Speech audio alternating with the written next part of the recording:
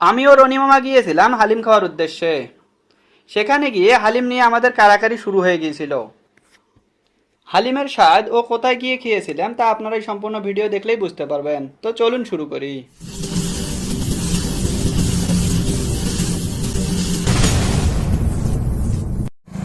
আজকে আমরা মহিপুর ব্রিজ সম্পর্কে বিস্তারিত জানব।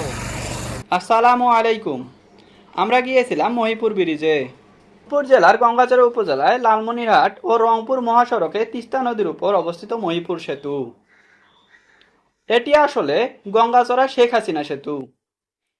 এটির নির্মাণ কাজ শুরু হয়েছিল 2006 সালে এবং শেষ হয় 2012 সালের জুন মাসে। 2012 সালের 20 সেপ্টেম্বর আমাদের প্রধানমন্ত্রী শেখ হাসিনা সেতুটি উদ্বোধন করেন। মহিপুর সেতুটির দৈর্ঘ্য 750 মিটার এবং প্রস্থ 12.1 মিটার। সেতুটির স্প্যান সংখ্যা 15টি এবং পিলারের সংখ্যা মোট 16টি। সেতুটি নির্মাণে ব্যয় করা হয়েছিল 122.09 কোটি টাকা। সেতুর উভয় পারে বিস্তৃত এলাকা রয়েছে। রয়েছে বিভিন্ন হোটেল, রেস্টুরেন্ট ও ছোট ছোট মুদি দোকান। এখানে প্রতিনিয়ত বিভিন্ন এলাকা হতে এই সৌন্দর্য উপভোগ করার জন্য বিভিন্ন দর্শনার্থীর আগমন ঘটে থাকে। ব্রিজ ঘোরা শেষে আমরা গিয়েছিলাম হালিম, নিহারি ও বট খাওয়ার জন্য। এই দোকানটি ব্রিজের শেষে অবস্থিত। আমরা প্রথমে অর্ডার করলাম 2 প্লেট নেহারি। এটিকে গরুর পায়াও বলা হয়ে থাকে। বট সহ এই নেহারির বর্তমান মূল্য 200 টাকা। আমি গিয়ে বসে পড়লাম। আমাদের জন্য নেহারি ও বট চলে আসলো।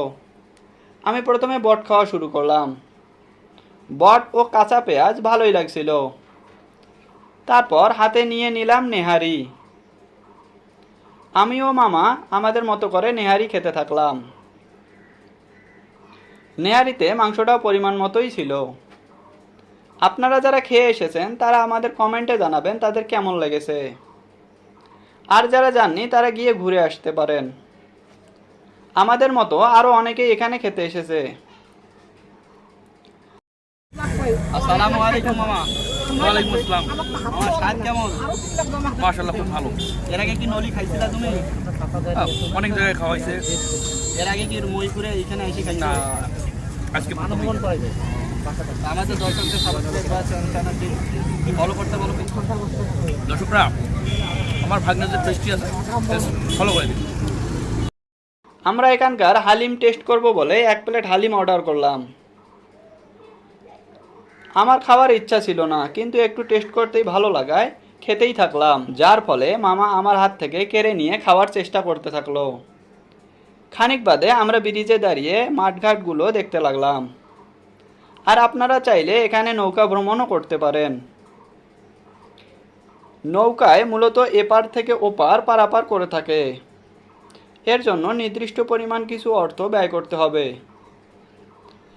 আজকের মতো এ পর্যন্তই। দেখা হবে পরবর্তী ভিডিওতে ইনশাআল্লাহ। ততক্ষণ পর্যন্ত আল্লাহ আপনাদের ভালো রাখুক এই কামনা করি। আসসালামু আলাইকুম।